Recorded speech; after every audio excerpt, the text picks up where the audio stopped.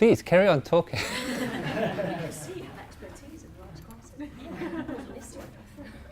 This man right here is my great-grandfather. He's the first cat herder in our family. Herding cats. Don't let anybody tell you it's easy. Anybody can herd cattle. Holding together 10,000 half-wild short hairs, well, that's another thing altogether. Being a cat herder is probably about the toughest thing I think I've ever done. I got this one this morning, right here, and if you look at his face, it's just ripped to shreds, you know? You see the movies, you hear the stories, I'm living a dream. Not everyone can do what we do. I wouldn't do nothing else. It ain't an easy job, but when you bring a herd into town and you ain't lost a one of them, ain't a feeling like it in the world.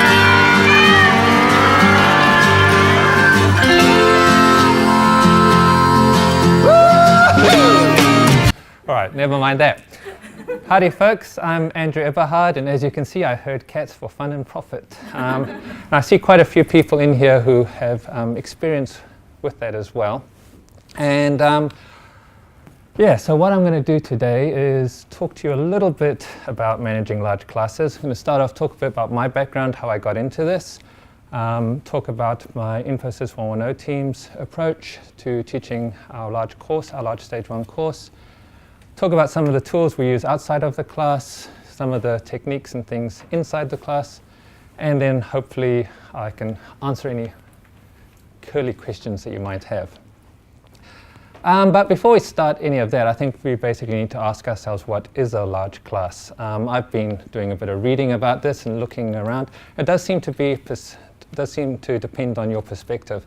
A lot of places, 40 students is considered a very large class. Who here teaches more than 40 students at a time? You know, most of us.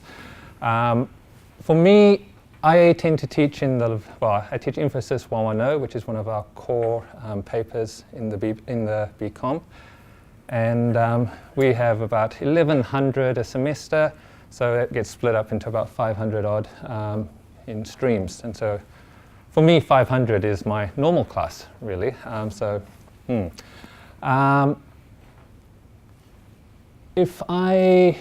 want you to do a little exercise now. Think about you're going to be assigned to teach a large class next semester. What's one, maybe two things that you would be worried about? I'll give you 30 seconds or so to think about that. I want to talk a little bit about my background and how I got into teaching large classes. And I actually started off working for the university full-time when the new, at that time, BBIM degree was rolled out. And I wasn't actually supposed to be in front of the classroom at all at that time. I was, you can find me in there, I was a more substantial and a rounder person, I guess, more well-rounded. There's 8 staff members in there, prize for someone who can spot them all. I was brought in to help roll out all the information management courses for the ISOM department. So at that point, we were developing new courses, doing all the design work behind the scenes, working out what forms of assessment we would use, all those kind of things. When we first started, we were rolling out across 3 different campuses. We were at Tamaki, Takapuna, and Manukau Institute of Technology, not the other MIT. And each of those had varying sizes. Tamaki was probably what you'd call a large class, about 100 students. Takapuna was about 50 odd, and MIT was 10. So it had, sort of unique challenges there. But my approach, my background there has sort of driven my approach with teaching in many respects, and that I often tend to think that the behind-the-scenes stuff is much, much more important than what happens in the classroom.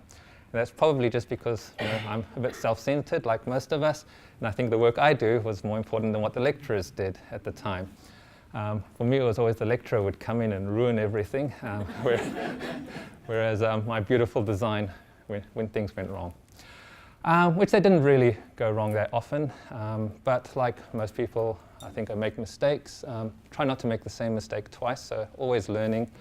And it's good to see so many people here because I can learn from each of you as well. Once the BBIM sort of got folded back into the city, we had a course, well we still do, in information systems, Infosys 110, which was having a few problems reaching that magical 70% mark. At one point I think we were down in the high 20s, and you know, so I got asked would I help out with that, and I said sure. And I also I got the privilege of working with David Sundaram, who's sort of the academic in charge of Infosys 110. So he's the design brains, if you like, behind the course. We've got quite a good team. Oops, never mind, I'll come back to that. We've got quite a good team involved with 110. We got the three sort of people who originally designed the course, myself, David, and Gabriel Pico.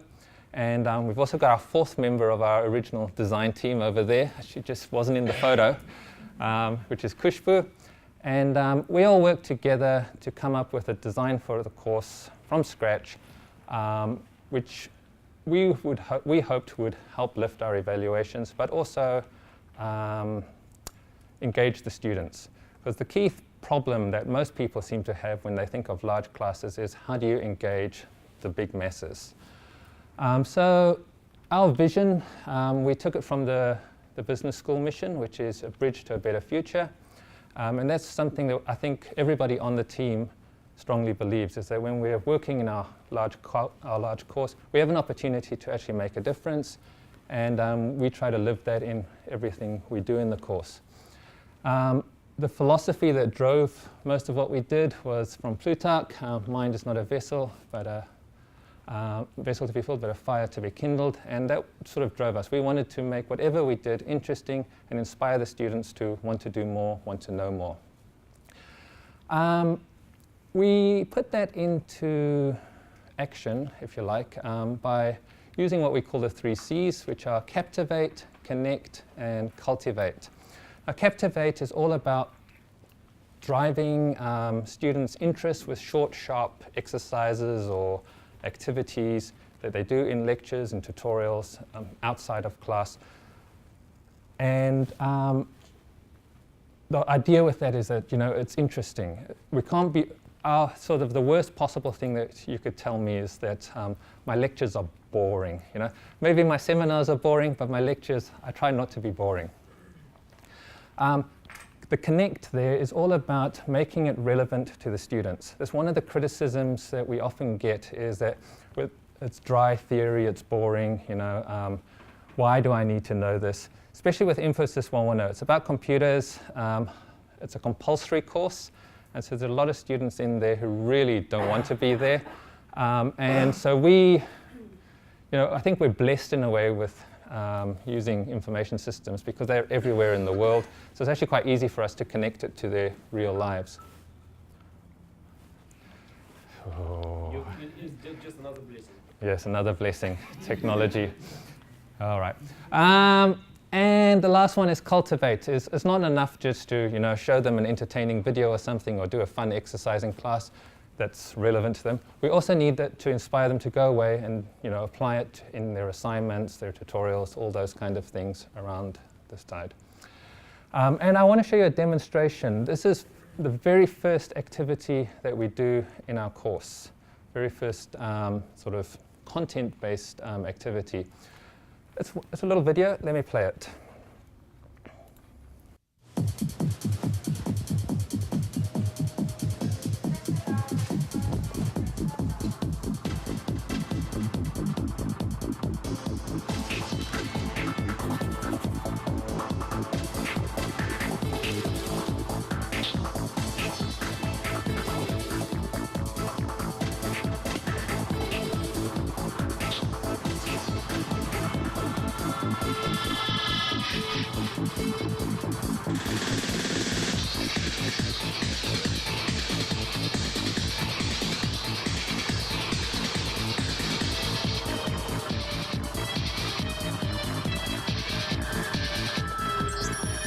Excuse me, sir.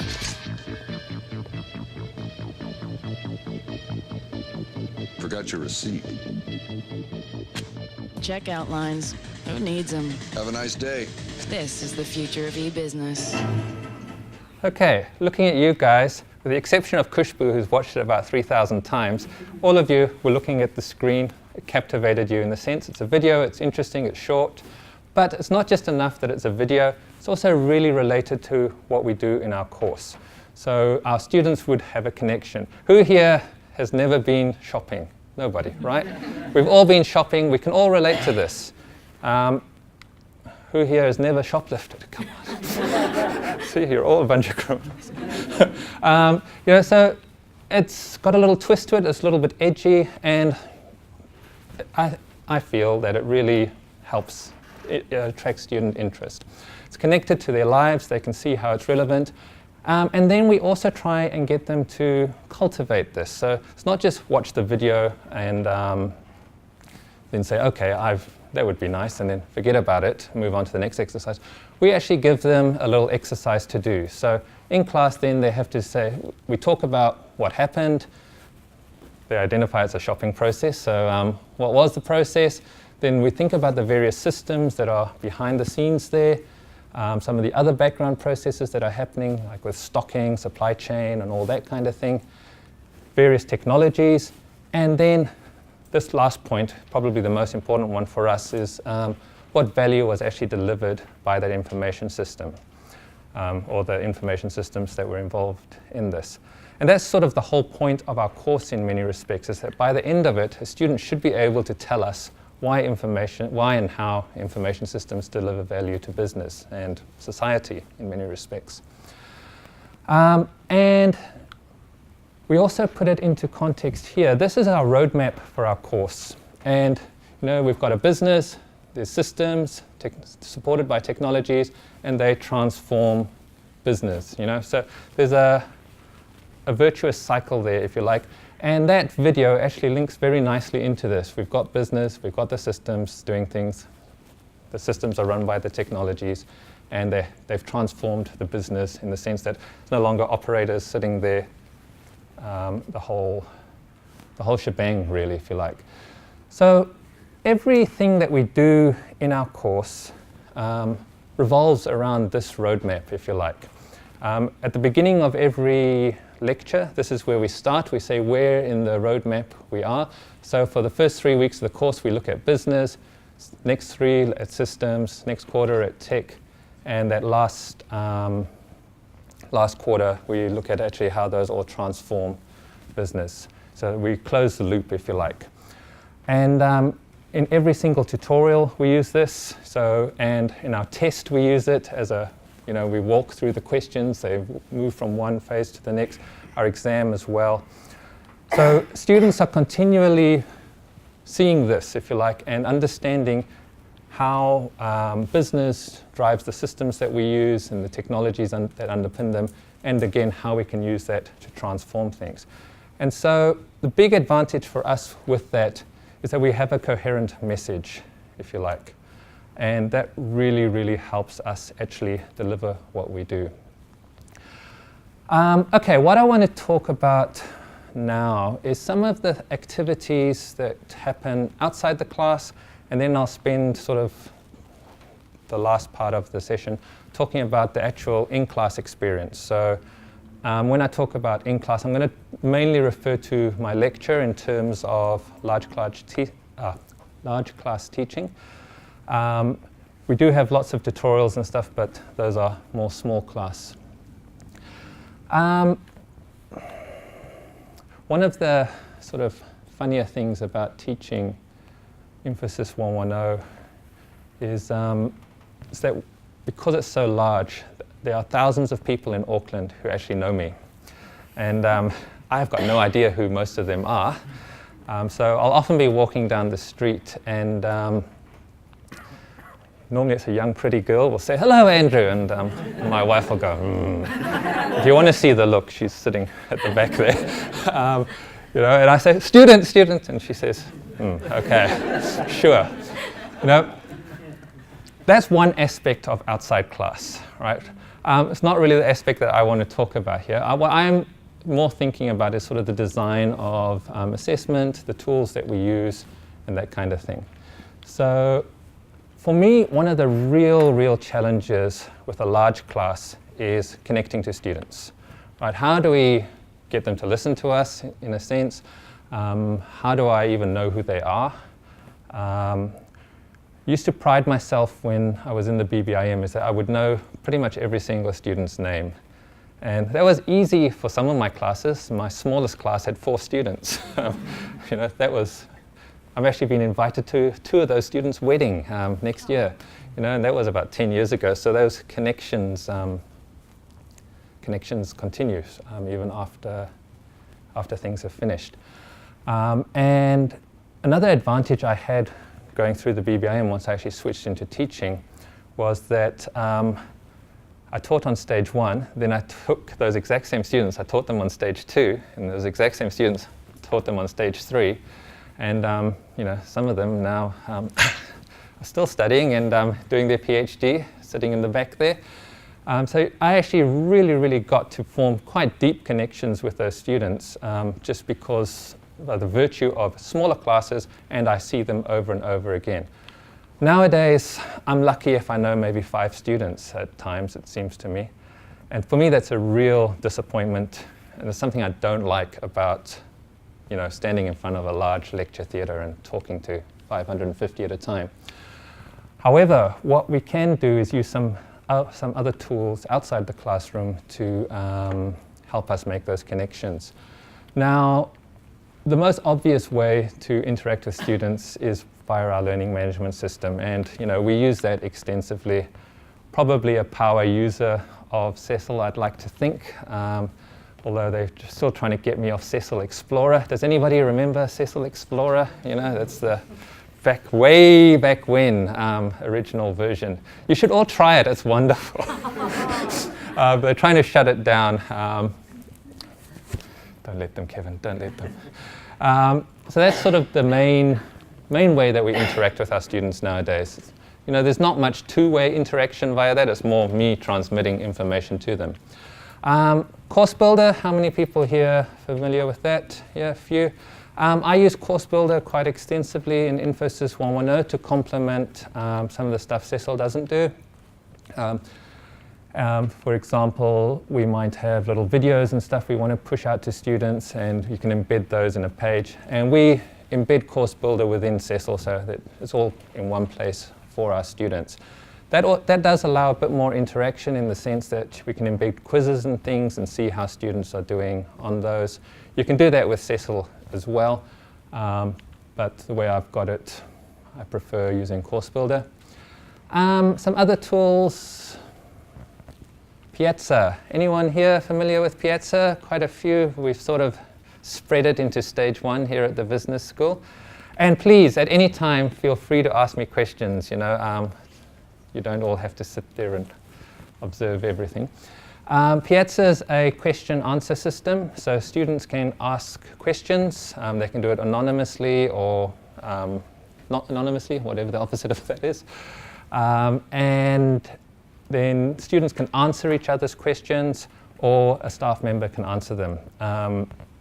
Most of the large stage 1 courses in the business school now use it, and it really, well, in my course I find that it really cuts down on the amount of messages and emails that I get or that I have to respond to. Does anyone experience anything different? Debbie? Yeah, we've just implemented in Accounting 101, also a compulsory course. Yeah. And we were hoping it was going to cut down on our workload, but it doesn't seem to have done it. Okay. The students are not answering the questions. And I was thinking about, do they need an incentive? Otherwise, why would you want to answer? You know, you'd rather wait for the instructor. Yeah, to encourage student participation, we counterintuitively, we have a few teaching assistants to get the ball rolling. They don't answer the questions, but they guide the students, and students are learning in the process. So by students observing other students gaining that benefit and being guided to the correct answer, they started buying in and they started guiding each other. So that's a nice peer mentoring process. Yeah. And also we put past exam questions or past test questions or MCQs that we usually put on Cecil, we put it on Piazza because it's got a polling function. So students use it as a revision tool as well. Those are quite handy tips. We do the same thing this semester with Piazza. We use our teaching assistants to also answer questions.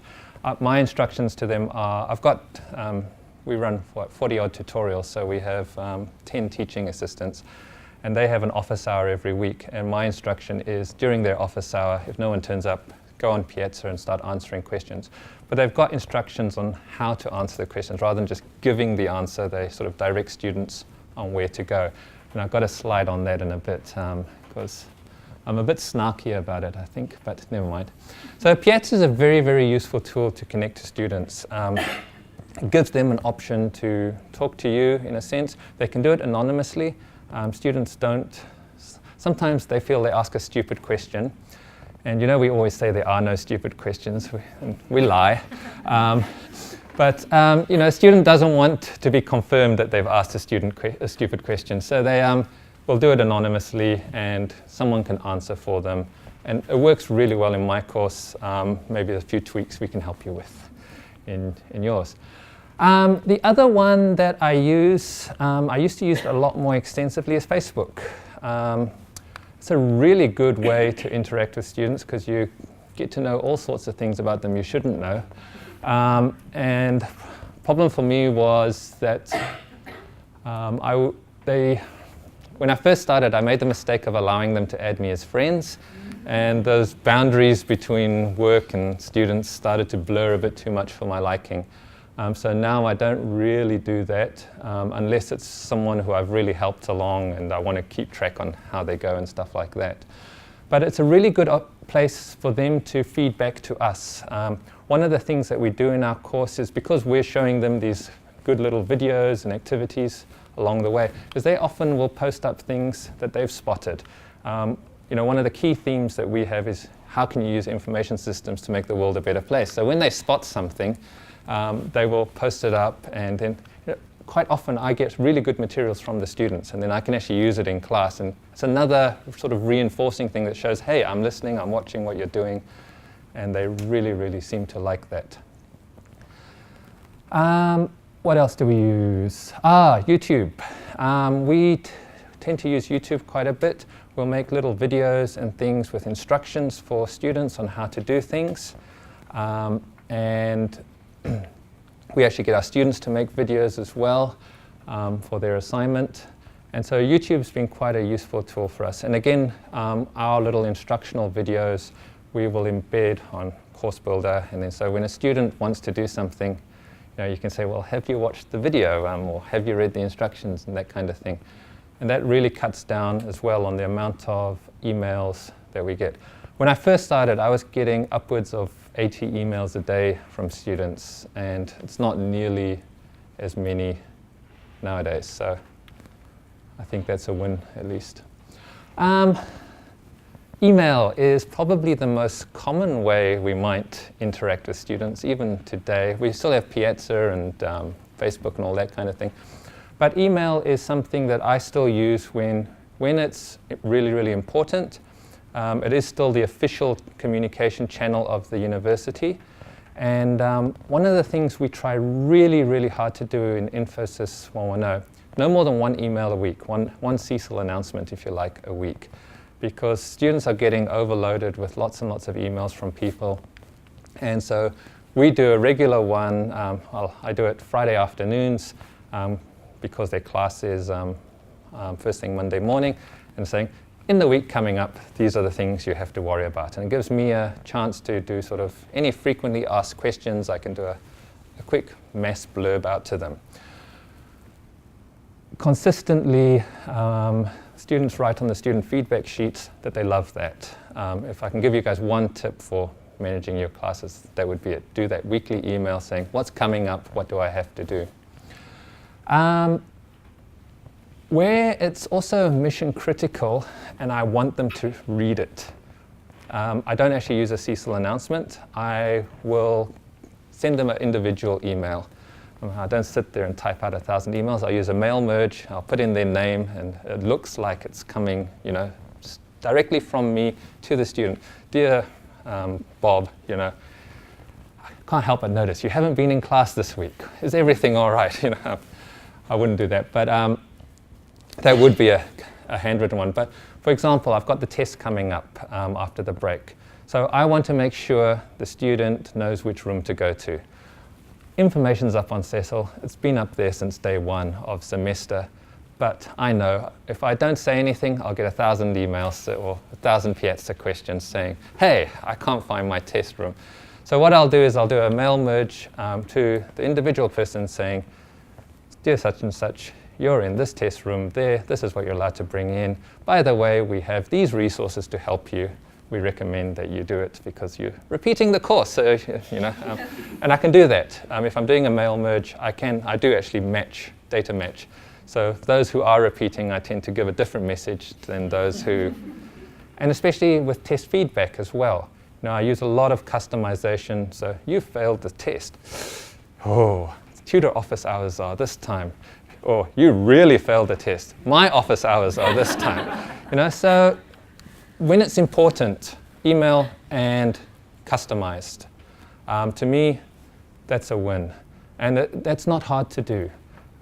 Office, Outlook, we all have Outlook on our computers, and Office, Word, it all builds in. If you don't know how to do it, there's Chun over there, who's our technical specialist, who will help you.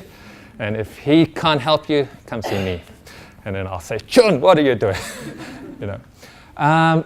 So I try to use the tools mainly for connecting with students. I think that's really, really important, and that's where technology can help me with a large class. There are a few other things. Answering questions. I try to use a bit of humor occasionally when I get questions. Sometimes I get silly questions. Andrew, what's wrong with the university internet? It's like dial-up. That's if you're lucky enough to connect to it. And so I said, oops, sorry about that. I was downloading something. It's a little bit of a joke. It really helps, I think, with the general tenor of the course. If you can interject a bit of your own sense of humor. Humor can go horribly, horribly wrong, though. So you've got to be careful. I think I had a complaint once about my rude and vulgar language, but we won't go into that. It wasn't. They just misheard me. One of my favorite tools for answering student emails is Let Me Google That For You, which is basically a little thing that plays a video showing them how to use Google. And this is sort of the response I get from students. I wish there was a like button for your comments, Andrew. The reason I do this is from something Peter Smith taught me. I used to reply to every single email with the information they wanted, and then I wondered why I'd get more and more emails from the students.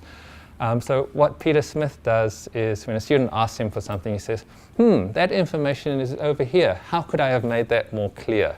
I do that, but a little snarkier, I guess.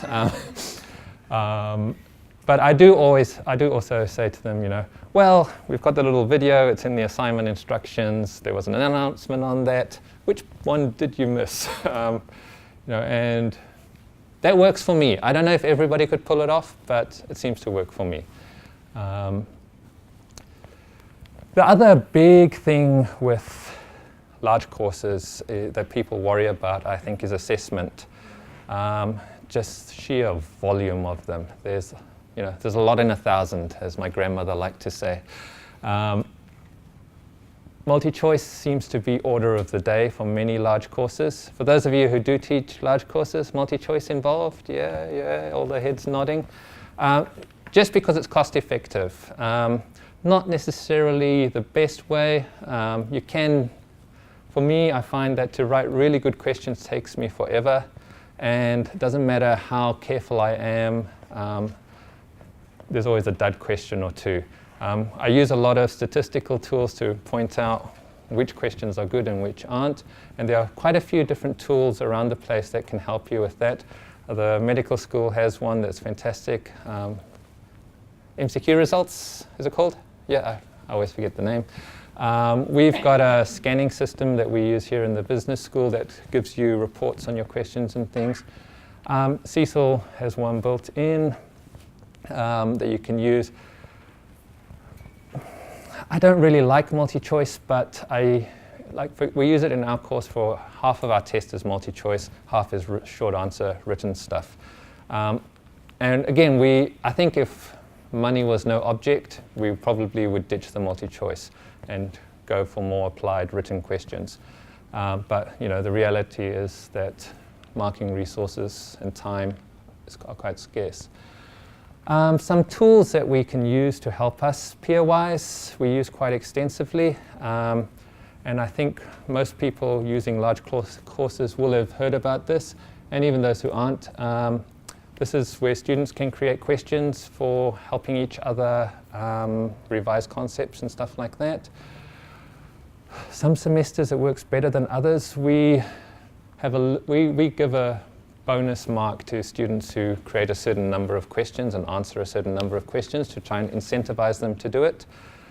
I did a bit of analysis, and my students who fully engage and do more than the minimum, if you like, were averaging about 6% higher in their test performance than the students who didn't really engage with peer-wise. So I try and sell it to students that way, telling them, hey, my made-up stats show that your performance improves. Aropa, yep. Do you find that they do ask stupid questions on that? Yeah, I mean, to be honest, okay, you've got 1,000 students, you're always going to get stupid questions, right?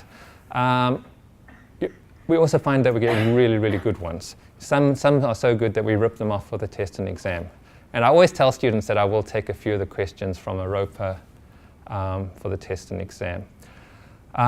Something else that not Aropa, Peerwise. Something else that I've started doing is I used to create a new course every semester and start from scratch with the questions, but now I just add the students to my sort of generic course. So there's a huge bank of questions in there now already. And as more and more students do them, we've got thousands of questions in there.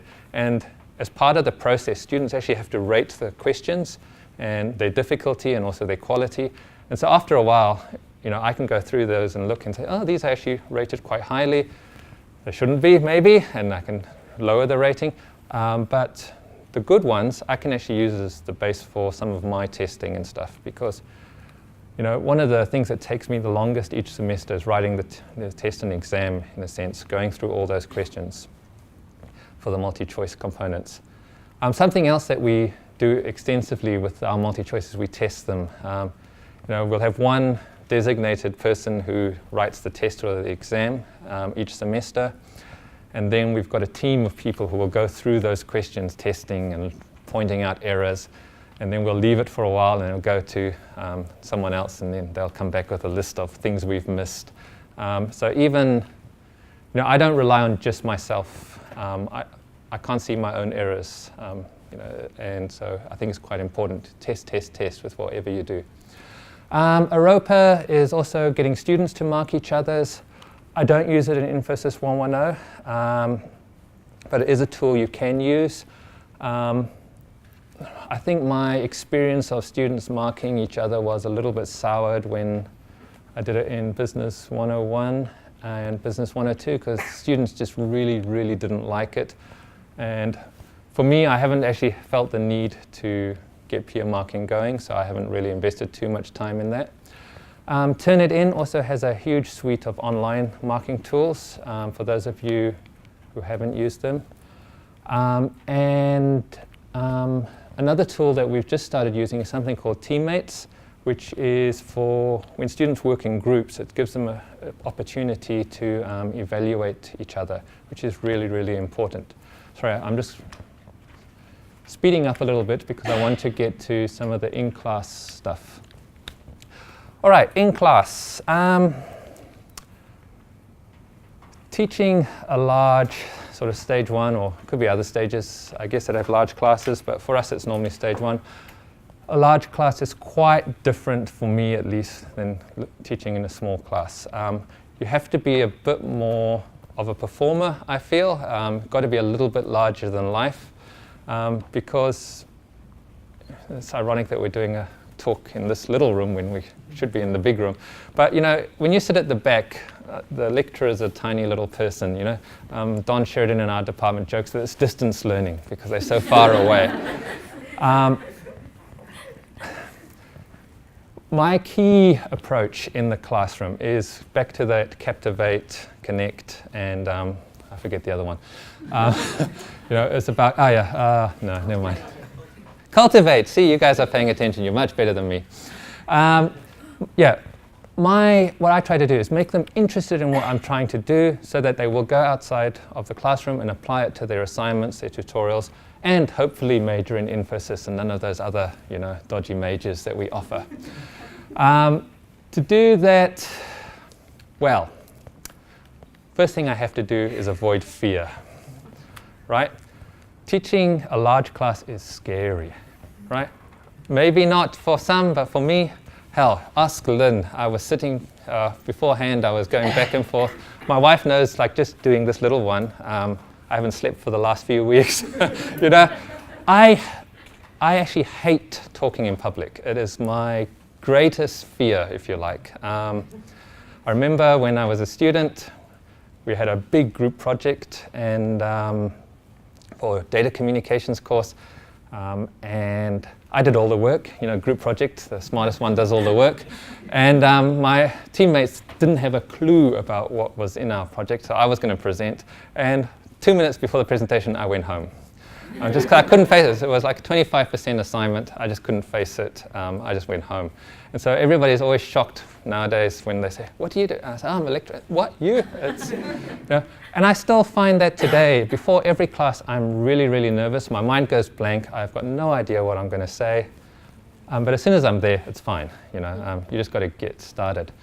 And it's not just us who have that fear. It's the students as well. It's an intimidating environment. If you ask students, "What do you think about this?" You know, and then 500 sets of eyes go, and then you get it wrong in front of everybody. It's, you know, it can be soul destroying, if you like, especially if your lecturer goes, "Whoa, you couldn't be more wrong." Not that I would ever do that. You know, but I find that fear also tends to make us make a few mistakes. One of the things I did when I was told that I was going to be teaching 110, is I went and watched a lot of large classes, and I read a lot of books on presenting to large audience. And I saw a few things that, you know, I thought, okay, must never do that. First one is shields up, you know, the lecturers who hide. "Today, class, we're going to do blah, blah, blah." You know, I see so many of those. Those are normally the ones that have the paper darts flying over their head.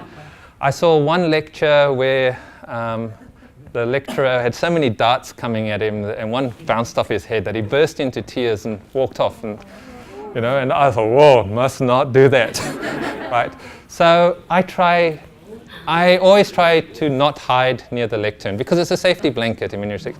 Maybe if you're doing notes and things where it's appropriate, but, you know, students can tell. Yep. That's the biggest tip is use that. Yeah. So you cannot. If you don't have one of these, go to your department secretary or whoever and get them. Get the most expensive one you can, just because it's much more fun. You can do all sorts of things, and you can shoot green lasers are cool. Yes, I do like to use my toys. I deliberately left my toys out of this presentation because otherwise, yeah. The other big mistake is people turn off all the lights, and it's a nice, comforting, womb-like environment, you know, conducive to sleep. So they turn off the lights because if they can't see me, I can't see them. If I can't see them, they can't see me. I'm fine, right? And as soon as that happens, people start chattering, you know, and that's not good, in my opinion. When the chatter starts in the room, you might as well go home. The other one is, I love the shouty people, just because I think, God, I can't do it. Some people don't want to wear a mic for some reason in those large rooms, so they stand at the front and they shout, you know, and about 20 minutes in, they can't shout anymore, so you can't hear them, so you start doing other stuff or talking to your mate next to you. Something else I've noticed is I can't hear them anymore when they ask questions and stuff. For me, that's a big problem. And maybe I'm slowly going deaf, too many years of listening to music and stuff while I'm out running. Or maybe they're just talking quiet, or maybe the rooms are just crap sound, which I think happens. So that goes both ways. I can't hear them, they can't hear me. We've got a problem. This one might be a bit controversial. I see too many people who stand there and read their slides over and over. And, to me, if you're just going to read your slides, I read a lot faster than you, so I don't go to class as a student. I remember, as part of this, I was trying to think back to my stage one, which was actually 20 years ago. And I can remember my commercial law lecture, because she used to read the textbook. And I always used to go, why am I here? I could read better than she can. But the tutorials were wonderful, so I still remember all the commercial law concepts. The other one that I remember is Matt Reagan, who took me for stats, because it was all activities, it was interesting, it wasn't, somebody reading slides at me. This is the big one, I think, that people struggle with. And I think if you do all these kind of things, you might have a problem with discipline in the classroom. Sometimes people talk. I'm not trying to say nobody ever chatters away in my class, because they do. And fortunately, I'm getting old, so I can't hear them, so I think nobody talks. But students hate it if you do nothing about people who are talking. And that's something I've had to learn, because I'm a confrontation avoider. So my wife yells at me, I run away. So when somebody's talking in my class, Joe Beer used to tell me, anyone remember Joe? He used to, I watched a few of his lectures. He was fantastic. He would go up to them and say, I'd hate to ask you to leave, so are you going to keep talking? I can't do that. It's just not in my psyche. But Scott Diener from ITS, he gave me a few tips in one of the seminars he did. And it's stuff like, you just have to go stand next to someone who's talking and they'll shut up very quickly.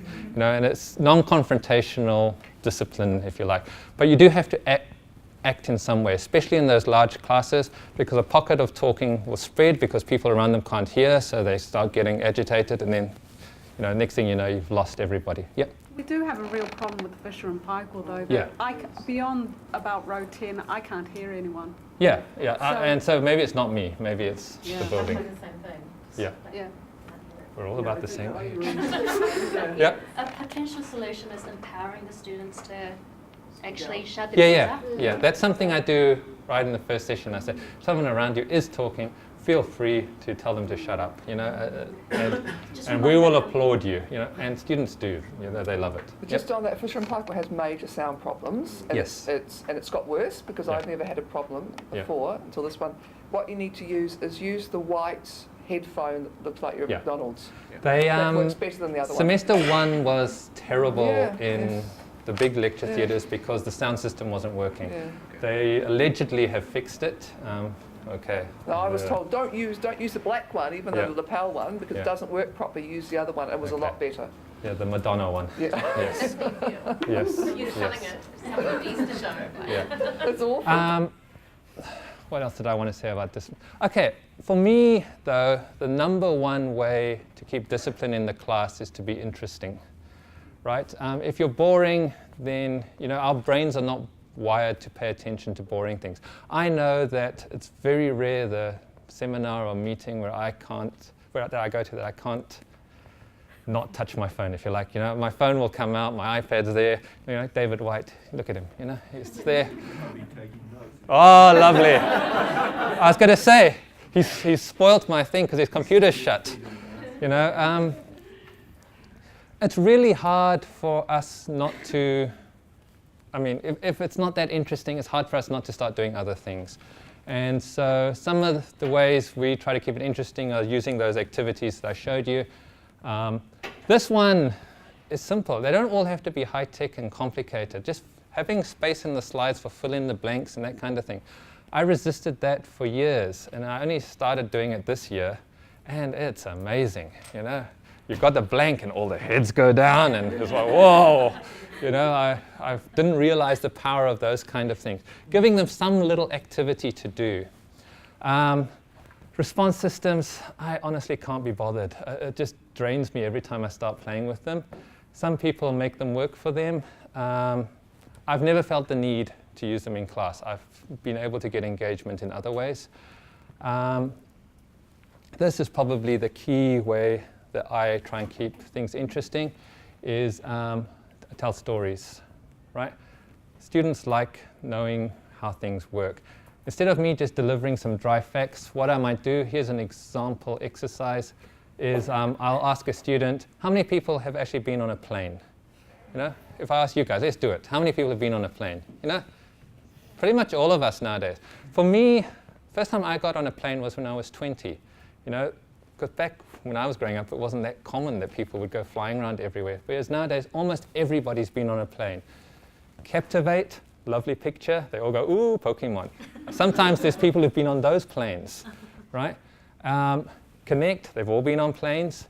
And then I asked the sort of next question, what's your biggest fear when you fly? Emma, what's your biggest fear? Oh, just, you know, crashing to death into a Okay. Emma's a bit morbid. How about somebody else? Being late. Being late, yeah. So, yeah. My biggest fear is that there is a person in front of me who is much bigger. I hate those economy seats. Yes. Funnily enough, I've done this exercise probably for 3 years now, and I've refined it a little bit as we go along. Fear of death has never been one that a student has come up with, right? No, it's always surprises me because I set it up. I've got the fear of death there. It's bad food. It's babies crying. I used to fear babies crying. Well, I used to hate babies crying. Can't those friggin' parents control them? Now I'm a parent. I think, oh, those poor parents. Listen, you know. And again, it gets people interested and so forth. Nowadays, of course, my biggest fear is I get the other side and my luggage isn't there. How many people has that happened to? There's a few of you, right? And in the class, there's always a few. And then I lead into Denver International's automatic baggage handling system and the big system problems they had. Then I lead into London, Heathrow, who made all the same mistakes, but they managed to fix it, blah, blah, blah. You know, so instead of just launching into my example, you get them engaged and interested. They want to know, why are you doing this? You know? And you can do that with a small class, with a big class, and it works. It really, really works. Telling stories, dragging them along. I'm rushing because we're sort of out of time. I got a few questions on Ask Yammer. Key point that I sort of missed out earlier is be prepared, right? Test everything. I would say 95% of your course performance happens outside the classroom. You know, it's setting up the exercises, being prepared for everything. All these, especially with all the technical tools I use, you just have to be prepared. I don't know if you noticed, I'll give you an example of being prepared in this presentation. I came in here to test everything last week, and I noticed this thing here.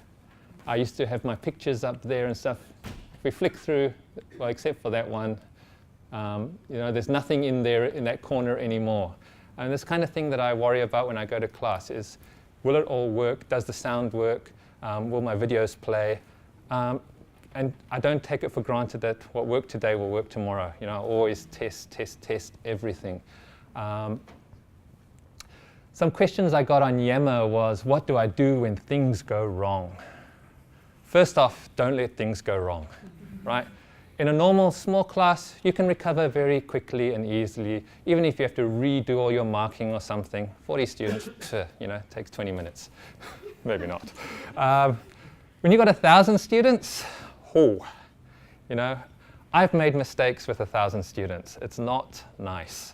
Haven't made the same mistake twice. I made close to the same mistake twice, but you know, the other thing is just admit it. You know, I think students are reasonable. People tend to think students are whiny and demanding and stuff, but they're just people. And most people are actually quite reasonable as long as you admit, hey, I stuffed up, I'm really sorry, won't happen again, this is how I'm going to try and fix it. If you say that, yeah.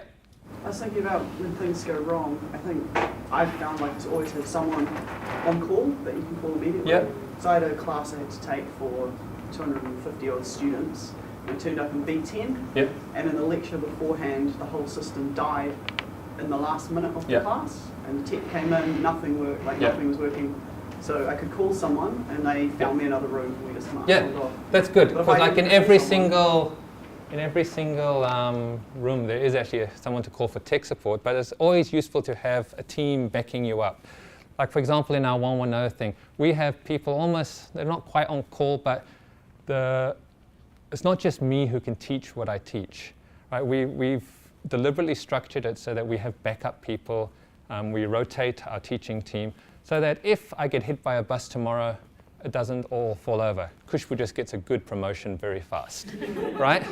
And I can't be here all the time. You know, it's like, for example, at the beginning of this semester, I was on a conference and a holiday overseas. Khushbu stepped up because she knows everything that I know, and she can do it cheaper. Don't tell them. Don't tell the dean. You know, so it's about, again, being prepared, thinking about what's going to happen. How do we get students to come to class? I've got no idea. Be interesting. Honestly, I would love to say I get 100% attendance. 60% is probably the best I'm getting. Even I like to think I'm interesting and reasonably funny. My favorite student evaluation comment so far is, thinks he's funny, but he's really, really not. Right? And just recently it's like, you're so funny, you remind me of my dad. And I'm like, oh, fair enough, okay. Yes, yes, and I would do it even if we didn't have to. I just think it's a service we provide. Yep. I was just going to say that as well as being interesting, transparency is a real key. So Yeah. when you're explaining to students, this is why we're doing all these things, this is how the course elements fit together, then it gives them an incentive to come because Yes. they know why they're in the room, they know what the extra value they get. Yes. We try very hard. Don't always succeed, you know, and you know, I've had things go horribly wrong. I've had funny things happen. Streakers. Large stage 1 courses tend to attract funny behavior. The guy ahead of it's normally done by the halls of residence. They have these challenges. One year it was embarrass yourself. Whoever embarrasses themselves the most gets the most points and their house wins. So the guy ahead of me said, oh, I just had a whole bunch of girls run through in their underwear. And I went, oh, excellent.